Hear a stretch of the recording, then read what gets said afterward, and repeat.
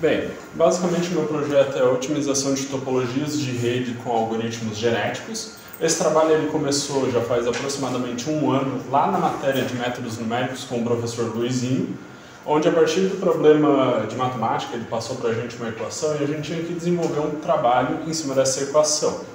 Então esse trabalho já tem uma fundamentação matemática um pouquinho mais abrangente e depois eu ainda apliquei um conceito de IA em cima, então talvez seja um pouco difícil de compreender, mas eu vou estar passando aos poucos.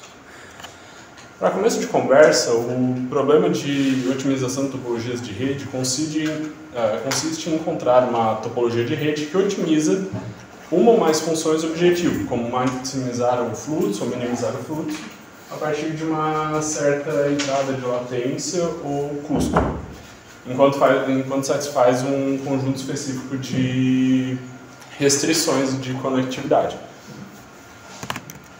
Então, basicamente, a fundamentação matemática consiste da equação passada aqui, que é uma versão reduzida dessa equação aqui que vocês provavelmente já viram, ou então vão acabar vendo provavelmente no terceiro ano de vocês. Basicamente, a partir dessa equação, a gente tira as informações e a representação de que A representa a matriz de conectividade, capacidade dos enlaces, ou seja, a partir do ponto a gente pode definir um grafo, através da uma matriz, que representa a conexão desses itens dentro dessa matriz. E X seria o vetor de solução, contendo os fluxos do caminho da rede, o que a gente quer encontrar nesse problema, e B é o vetor de demanda de dados. Portanto, para o computador da linha 1, a gente faz uma certa demanda, que daí é distribuída por toda essa rede conectada. Então, basicamente, como entrada, a gente vai ter esses dois valores, que é a conexão, ou seja, no computador 1, ele tem a conexão com o computador 2 e 3, e ele distribui uma carga de 100 quando ele recebe 500 de entrada. Desta forma, a gente pode chegar aos valores de x a partir da eliminação gaussiana, onde nela a gente pode olhar para os valores individuais de x, ou seja, a gente olha para o x da linha 1, e a gente pode verificar que o servidor está processando os dados, se o valor for maior do que zero. Se for igual a zero, então o servidor está com pouco ou nenhuma carga de trabalho. E se x está com menos que zero, isso pode indicar congestionamento, fluxo reverso, ou seja, ele só envia ou então só recebe dados, dependendo da forma como for definido, ou então possui algum erro na modelagem. E quando a gente analisa o conjunto de valores de x e todos estão muito próximos, isso significa, primeiro, que a carga está bem distribuída entre os servidores, e se eles estão muito distantes, como por exemplo, um está com o valor 8, o outro está com o valor 1, isso significa que alguns servidores estão com mais sobrecarga do que outros. Portanto, existe algum gargalo. Nesse sentido, para resolver esse problema, a gente primeiro analisa o problema para tentar encontrar uma possível solução para ele. No meu caso, eu fiz o processo contrário, porque eu fiz a matéria, depois eu fui atrás dessa justificativa de por que esse problema pode ser resolvido dessa forma. A otimização de topologias de rede é um problema NP. O que significa um problema NP? Ele é de um tempo polinomial não determinístico, mas que daí ele pode ser verificado, uma solução pode ser verificada rapidamente. Desta forma, a versão de otimização do problema é um NP difícil, portanto o problema no geral se torna um problema de NP completo. Desta forma, indo atrás das principais soluções para problemas de NP completa, a gente encontra que programas de meta-heurísticas, ou algoritmos que utilizam heurísticas para resolver, são os principais candidatos para resolver problemas de NP completo. No caso, os algoritmos genéticos, simulation annealing, busca tabu, otimização por colônia de formigas e o algoritmo BUS. Dessa forma, a partir disso, então a gente pode comprovar que, além do meu problema ser um NP completo, ele também pode ter uma solução através de algoritmos genéticos, que é o próximo passo do meu trabalho.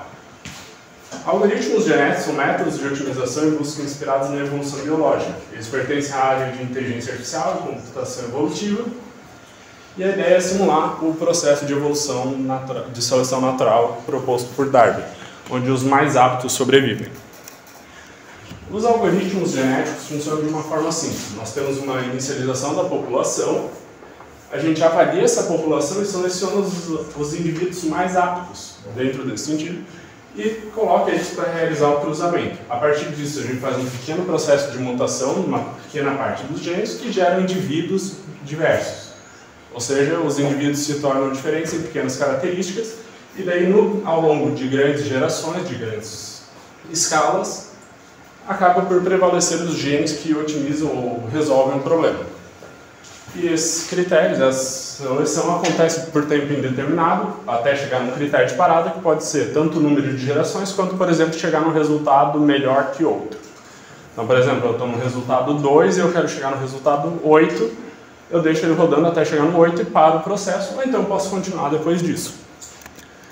Os componentes para os algoritmos genéticos, principalmente, são a representação cromossômica, a função de avaliação, a seleção utilizada, o cruzamento e o critério de parada.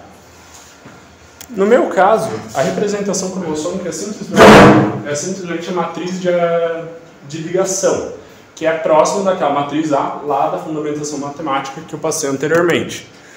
Porém, agora não se assustem, mas... Opa, próximo passo.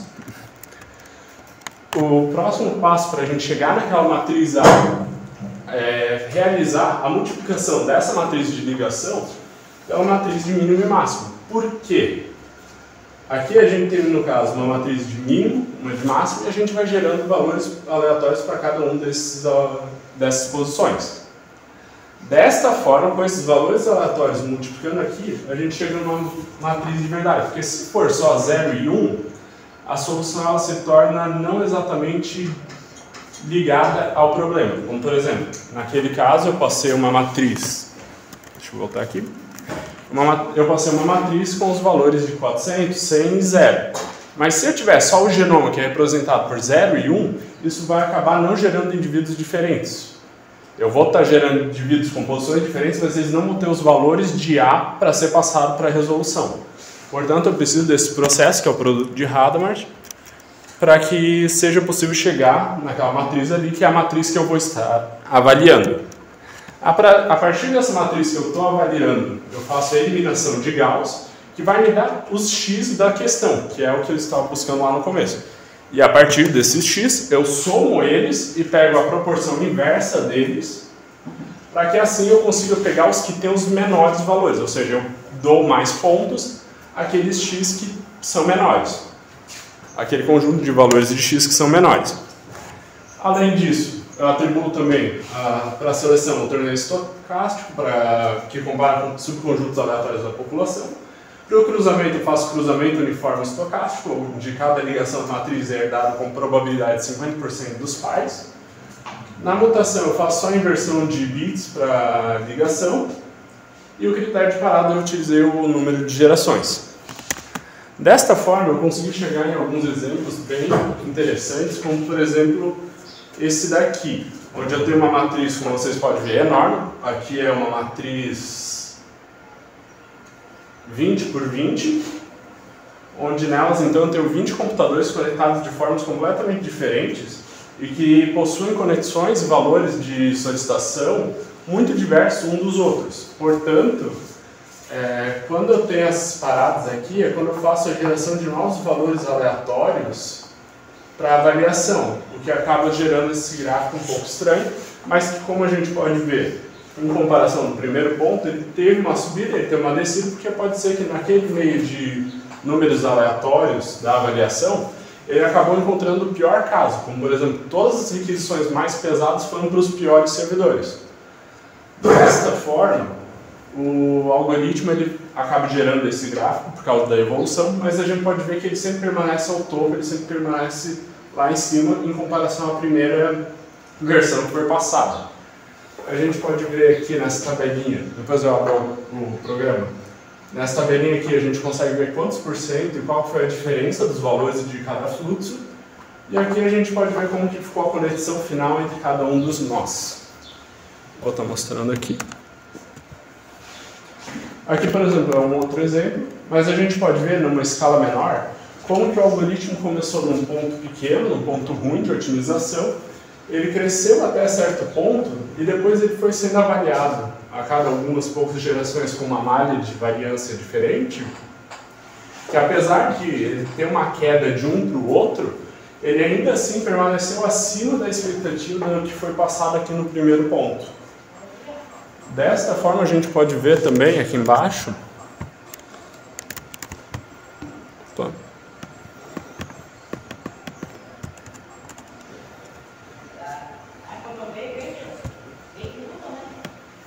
Ah, bonito. O programa morreu, então.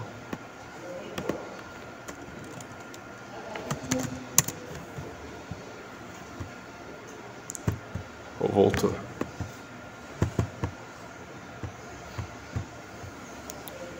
Sempre no meio da apresentação. Ah, agora voltou o seu. Tá. Aqui, como a gente pode ver nessa tabela comparativa, aqui a gente teve o valor do fluxo na primeira solução, na segunda solução, e aqui a gente pode ver a diferença que teve entre cada um dos nós, quanto que isso afetou positivamente ou negativamente cada um dos fluxos. Nesse caso, esse daí foi a solução final, então a diferença provavelmente vai ser um pouquinho maior essa diferença aqui, no final, aqui na soma e diminuição dos pontos de fluxo, provavelmente utilizou alguns porcentos a mais do que seria o algoritmo inicial.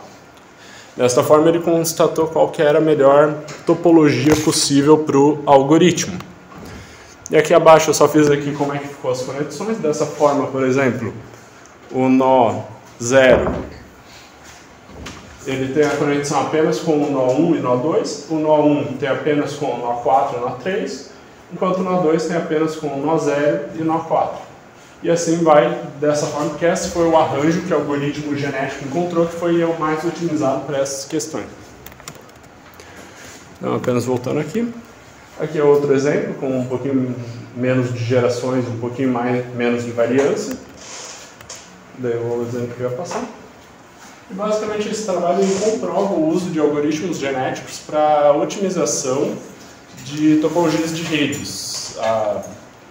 Como a gente pode ver, ele consegue encontrar alguns bons resultados, ele pode não encontrar o melhor global, mas ele encontra algumas soluções ótimas, ou pelo menos melhores do que o caso inicial passado. Além disso, ele valida que o algoritmo genético, através de seus operadores, converge rapidamente para boas soluções e basicamente conclui que ele é uma solução prática e promissora para o complexo desafio de design de redes, superando métodos exaustivos como outros concorrentes. Algumas extensões possíveis para esse trabalho que eu venho desenvolvendo para a matéria de TC primeiramente, realizar testes em ambientes físicos, ou seja, não somente passar os testes no algoritmo e depois validar eles assim, mas ter uma prova real em ambientes físicos. Implementar um critério de redundância, ou seja, quando um servidor desliga, eu tenho que avaliar ele para ver quanto que isso vai afetar na rede. Apesar de eu ter desenvolvido ali, para eu poder selecionar, ligar e desligar o algoritmo, o operador, o nó, como está descrito aqui, ó, eu seleciono aqui em cima, ele vai me dizendo o que eu desliguei, como é que isso afeta. O algoritmo genético, por si só, não está treinado para desligar aleatoriamente um deles e testar esses valores. Portanto, isso daí é uma implementação, uma extensão possível. E além disso, também é interessante um critério de parada global, no caso, não só o número de gerações, mas, por exemplo, depois de testar 400 vezes ele parar com diferentes malhas de teste, e também o critério de parada local, que é o critério de parada de cada um desses testes. Deixa eu mostrar aqui.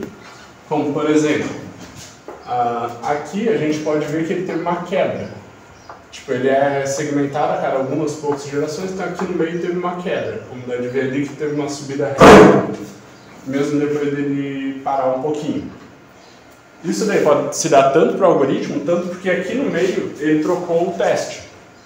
Desta forma, o que é ruim, porque daí como exemplo agora já, ele deixa dúbio essa questão, então o ideal seria analisar a convergência. Quando a convergência chegasse a zero e ele parasse de subir, depois de algumas gerações, daí sim trocar o teste, e não só quando chegar, por exemplo, em 1000 gerações. Desta forma, então precisa fazer esse critério de troca local e precisa fazer um critério de parada global após algumas gerações. Além disso, também tem que avaliar a questão de limites de conexão, como, por exemplo, servidores nem sempre podem ter múltiplas conexões de rede com outros servidores. Às vezes ele pode ter apenas um, ou dois, ou três, depende. No meu caso, meu trabalho não possui nenhum critério nesse sentido. Ele possui apenas diversas conexões e quantas ele quiser. É isso. Show. Perguntas?